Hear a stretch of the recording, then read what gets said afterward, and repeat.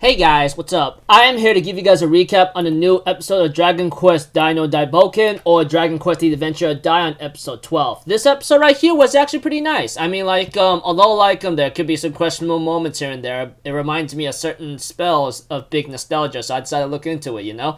So if anything else, let's just get this started. Okay, we have two that Dai and Pop are introduced by one of, Leona's subordinates, you know. Apparently he is the one that's that managed to is taking care of Dai and Pop right now, and his name is Badak, you know, shorthand for Princess Leona. He explains the situation and what happened here and there, etc. And we see to it that we get to see another scene where Hinkuro and Huckle, along with some other monsters, talking to Hinkuro about the situation. Hinkuro tells him that he's absolutely nothing and he'll handle him no problem. Although, Huckle has his, concerns and worries about him because,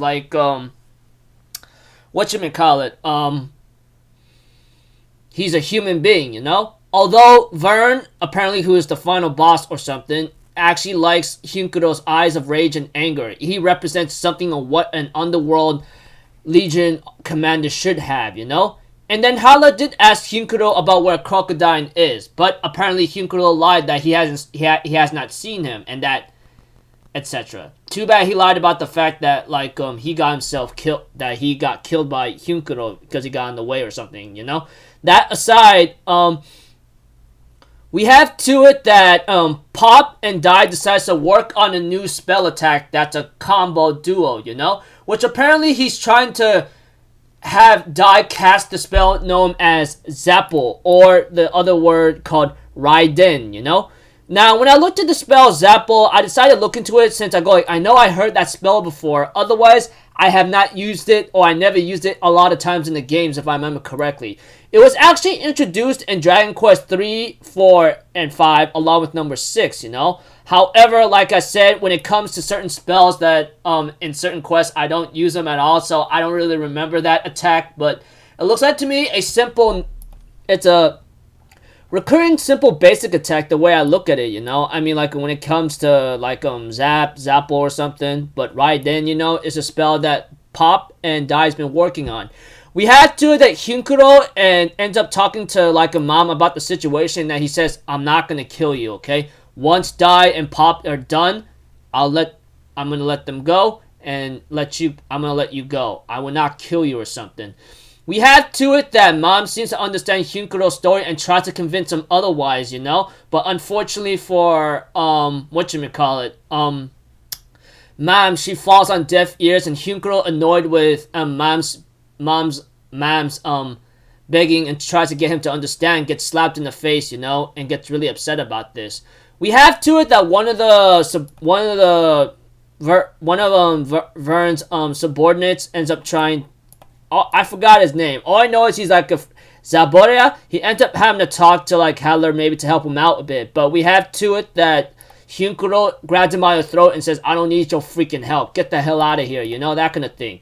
And we see to it that Pop and Dai ends up going to the location where Mom might be kept at, and we see to it that Dai and Pop are later on led to a Coliseum arena where Hunkuro was waiting for them, you know, thanks to his undead subordinates whatsoever. As for Mom, she managed to escape thanks to Gomei-chan having to hide in her bazangas, okay? Which I go gosh dang, man, I swear, this little gold slime loves to be a little lucky in these moments kind of thing, you know? But that aside, we have to it that that Dai and Pop decides to work together to fight against Hunkuro, you know, or Hunkle.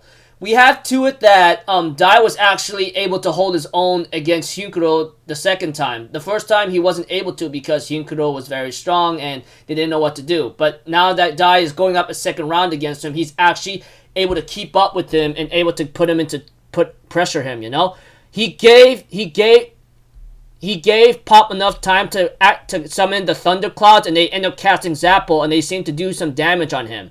And we see to it there was a scene where Mom ends up finding a treasure chest where we gotta be careful because it might be a candy box, you know. And let's be honest, candy boxes, oh my gosh, let's not when it comes to candy boxes, Oh dear. I can never forget how much of a pain in the neck they are when it comes to freaking like Dragon Quest or Dragon Quest monsters or Dragon Warrior monsters. However you think, whichever one you think is more appropriate to say the name.